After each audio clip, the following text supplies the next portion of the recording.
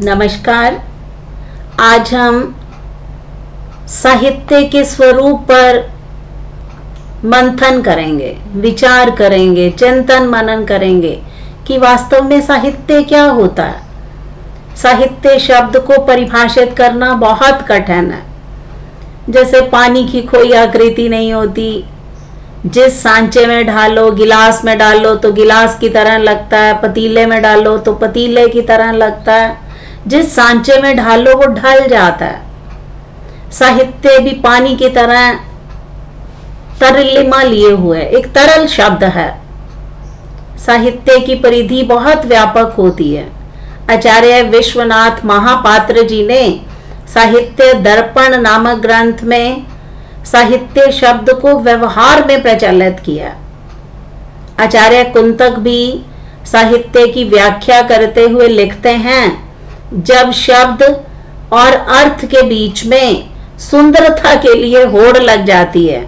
जब शब्द और अर्थ के बीच में, अर्थ कहता है मैं सुंदर हूं, शब्द कहता है मैं सुंदर हूं, तो दोनों एक दूसरे से आगे निकलने के लिए जब प्रतिस्पर्धा करते हैं, होड़ करते हैं, तभी साहित्य की सृष्टि होती है।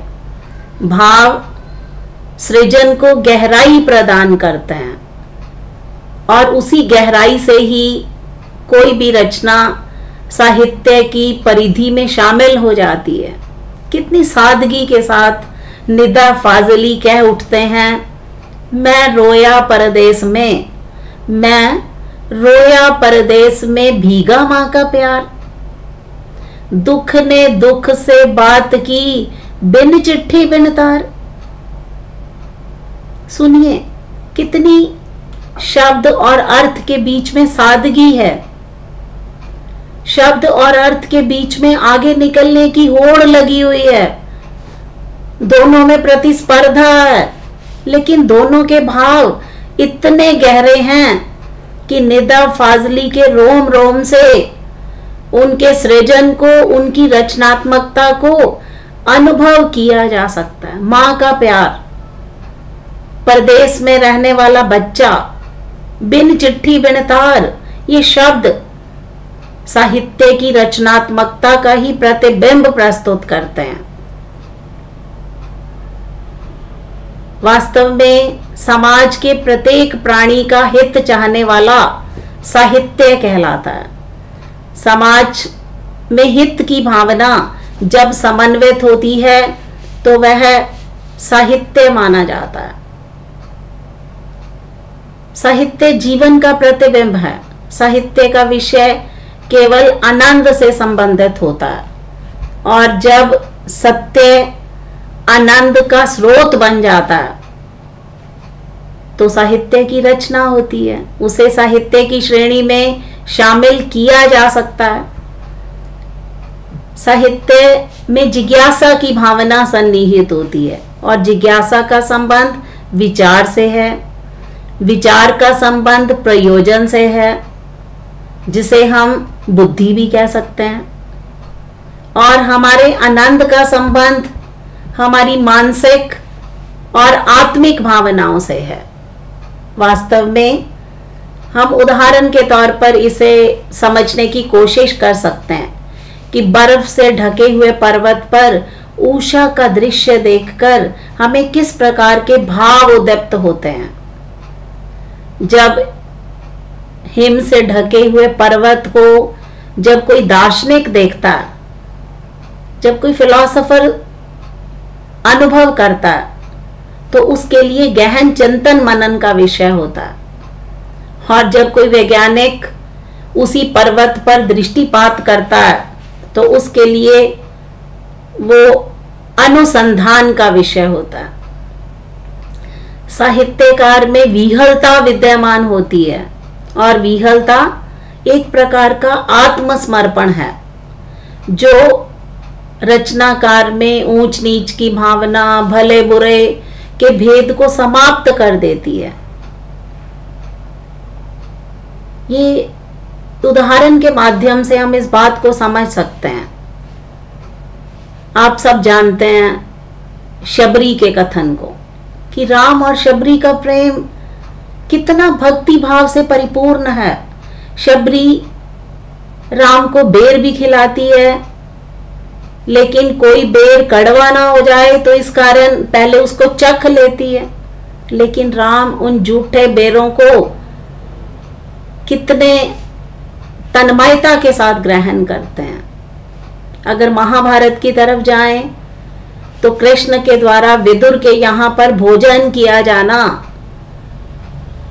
और राजसी ठाट बाट को छोड़कर राजसी खान पान को त्याग कर कृष्ण का विदुर के यहाँ भोजन करना, ये आत्मा का आत्मा से मिलन है। जैसे राम का शबरी से मिलन है, वैसे कृष्ण का विदुर से मिलन है। इसे हम आत्मिक मिलन की संज्ञा दे सकते हैं।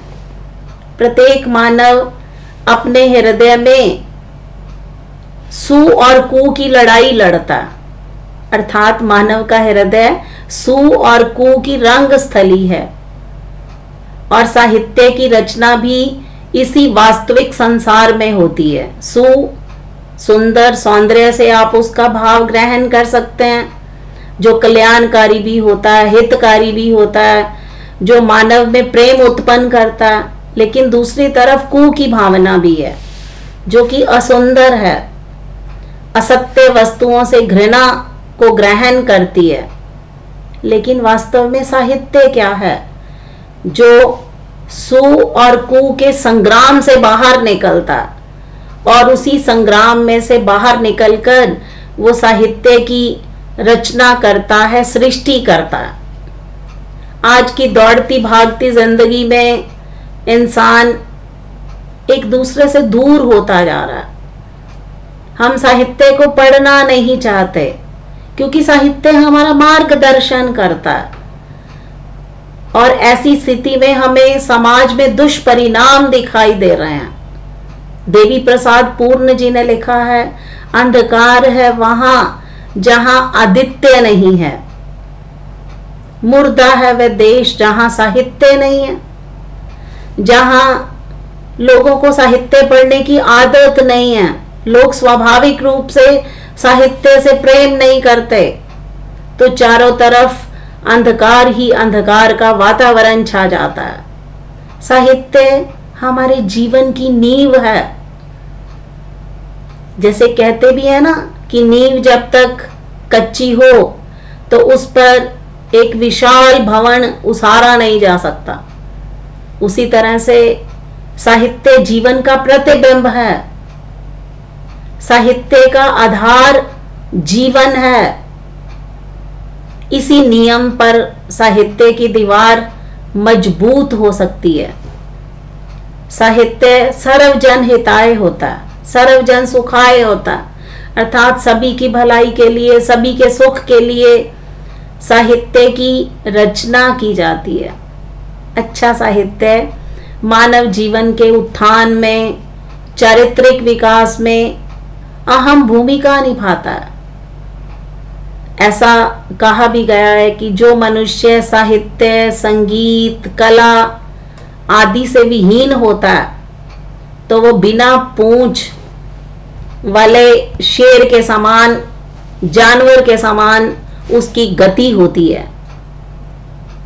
कहते भी हैं कि जिस युग में साहित्य लिखा जाता है वो उस समय के वातावरण को चित्रित करता है, क्योंकि साहित्य में जो विचारधारा हम ग्रहण करते हैं, जिस भावनात्मक स्तर को हम साहित्य में लेकर आते हैं, उससे व्यक्ति और समाज संस्कारित होता है।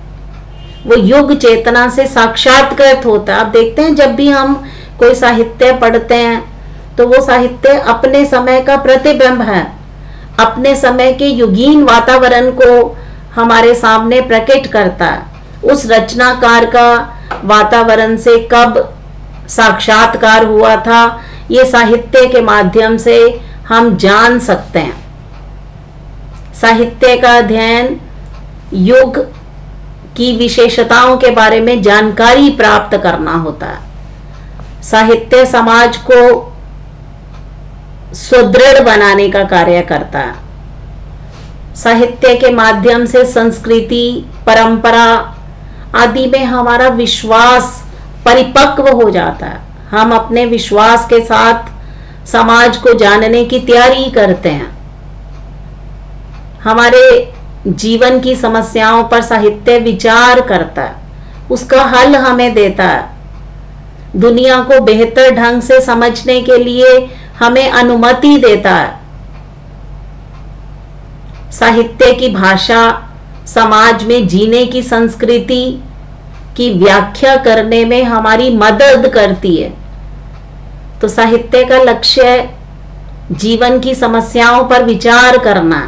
जब हम अपनी ही द्वारा बनाई हुई समस्याओं का हल निकालते हैं तो हमें वो साहित्य का लक्ष्य समझ आने लगता है।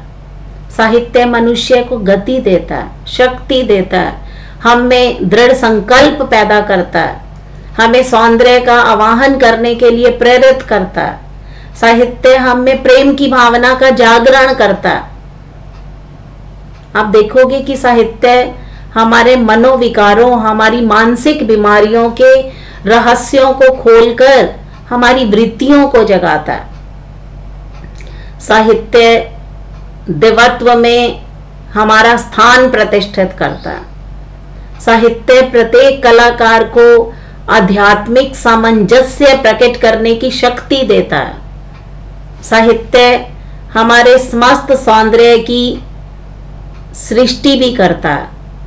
साहित्य हमारे जीवन को स्वाभाविक और स्वाधीन बनाता है, क्योंकि साहित्य को रविंद्रनाथ टैगोर जी ने बड़े मंथन के साथ समझने की कोशिश की है। रविंद्रनाथ टैगोर साहित्य के बारे में कहते हैं कि साहित्य शब्द से साहित्य में मिलने का एक भाव देखा जा सकता है, भाव का भाव से मिलन होता है, भाषा का भाषा से मिलन होता है, ग्रंथ का ग्रंथ से मिलन होता है। कहते ये सिर्फ केवल भाव का भाव से, भाषा का भाषा से और ग्रंथ का ग्रंथ से मिलन ही नहीं होता, बल्कि मनुष्य के साथ मनुष्य का, अतीत के साथ वर्तमान का, दूर के साथ निकट का, इन सब का मिलन साहित्य में होता है। और साहित्य के अतिरिक्त ये मिलन कहीं भी संभव नहीं है। आप देखो कि टैगोर ने अपनी विचारधारा में भाव को भाव के साथ, भाषा को भाषा के साथ, ग्रंथ को ग्रंथ के साथ, मनुष्य को मनुष्य के साथ, अतीत को वर्तमान के साथ, दूर को निकट के साथ सम्मिलित करने का जो माध्यम है वो साहित्य को बताया। तो रविंद्रनाथ टैगोर वास्तव में साहित्य की परख करने वाले महत्वपूर्ण जानकार हैं। शरद चंद्र जी ने साहित्य के बारे में लिखा है कि सबसे जीवित रचना वह है जिसे पढ़ने से प्रतीत हो कि लेखक ने सब कुछ फल की तरह प्रस्तुत किया। अर्थात जिस फल की हम आकांक्षा रखते हैं वो साहित्य हमें देने का प्रयोजन सिद्ध करता है। महात्मा गांधी जी ने भी साहित्य को परिभाषित किया। वो कहते हैं साहित्य वह है जिसे चरस खींचता हुआ किसान भी समझ सके और पढ़ा लिखा भी समझ सके। अर्थात साहित्य अनुभव करने की चीज है। साहित्य अनुभव का विषय है, भाव का विषय है। इसे पढ़ा लिखा व्यक्ति भी साहित्य के मर्म को जान सकता है और अनपढ़ व्यक्ति भी साहित्य की मार्मिकता को अनुभूत कर सकता है। वास्तव में यही साहित्य का चरम लक्ष्य है। साहित्य हमें आगे जाने के लिए, विस्तार देने के लिए कहता है। आचार्य महावीर प्रसाद द्विवेदी जी ने बताया है कि यदि हमें जीवित रहना है, यदि सभ्यता की दौड़ में हमें अन्य जातियों की बराबरी करनी है, तो हमें साहित्य का उत्पादन करना होगा, हमें साहित्य की रक्षा करनी होगी। ये आचार्य महावीर प्रसाद द्विवेदी साहित्य के बारे में लिखते हैं। राम कुमार वर्मा जी ने भी लिखा है कि जब अंतर जगत का सत्य बहिर जगत के सत्य के संपर्क में आकर सहानुभूति पैदा करता है, तो तभी साहित्य की रचना होती है। अनंत गोपाल शेवड़े भी कहते हैं कि सच्चे साहित्य का निर्माण एकांत चिंतन और एकांत साधना में होता है। और वास्तव में साहित्य है क्या? जो कि संघर्ष से निकलकर हमें आगे ले जाने का नाम है। मुंशी प्रेमचंद जी ने भी साहित्य की परिभाषा दी है। वो कहते खाने और सोने का नाम जीवन नहीं है, जीवन नाम है सदैव आगे बढ़ते रहने की लगन का। उन्होंने युवा पीढ़ी के लिए बहुत अच्छा संदेश दिया है। वो कहते हैं जिस साहित्य से हमारी रुचि ना जागे, आध्यात्मिक व मानसिक तृप्ति ना मिले, हमें गति और अशांति पैदा ना हो, हमारा सौंदर्य प्रेम जागृत ना हो, हमें सच्चा संकल्प और कठिनाइयों पर विजय प्राप्त करने की दृढ़ता जो हम में पैदा ना करे, वो साहित्य बेकार होता है। कहते इसे मैं किसी को साहित्य नहीं मानता। साहित्य वास्तव में गति पैदा करता है, शक्ति पैदा करता है, हमें शांति देता है, हमें संकल्प देता है, हमें कठिनाइयों पर विजय प्राप्त करने की जिज्ञासा देता है, आध्यात्मिक मानसिक तृप्ति देता है। तो जब कोई साहित्य ये हमारे संकल्प पूर्ण ना करे तो वो साहित्य नहीं है। खाने और सोने का नाम जीवन नहीं है, जीवन नाम है आगे बढ़ते रहने का। तो साहित्य के बारे में मुंशी प्रेमचंद जी की जो परिभाषा है वो हमें साहित्य पढ़ने के लिए प्रेरित करती है। वो कहते हैं ज्यादा सोना युवा वर्ग के लिए, ज्यादा सोना मृत्यु का लक्षण है। इतनी बात कह के मुंशी प्रेमचंद हमें साहित्य पढ़ने की प्रेरणा प्रदान करते हैं। वास्तव में साहित्य संघर्ष से निकलकर मुक्त हो जाने का नाम है और अपनी मुक्ति में संभाग करने की चेष्टा का नाम साहित्य है। शाश्वत है, चिंतन है और उसी शाश्वतता चिंतनात्मकता को समझकर हम साहित्य की परख कर सकते हैं, साहित्य का अनुभव ग्रहण कर सकते हैं, साहित्य की रचना कर सकते हैं, साहित्य में अपने आप को शामिल कर सकते हैं। तो वास्तव में साहित्य हित की भावना से समन्वित होता है। साहित्य सत्य परख करता है।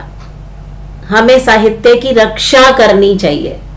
तो साहित्य के बारे में विचार करते हुए हम अगली वीडियो में साहित्य के तत्वों पर विचार करेंगे। इन सारी विचारधाराओं के आलोक में 4 प्रकार के तत्व उद्भासित होते हैं कि साहित्य, जब हम साहित्य की रचना करते हैं तो 4 तत्व उसमें से निकलते हैं। समुद्र मंथन में से 4 तत्वों की निकासी होती है, जिसमें से भाव तत्व, विचार तत्व, बुद्धि तत्व, कल्पना तत्व और शैली तत्व। भाव, विचार, कल्पना, शैली, इन चारों तत्वों के संयोजन से ही साहित्य की संरचना होती है।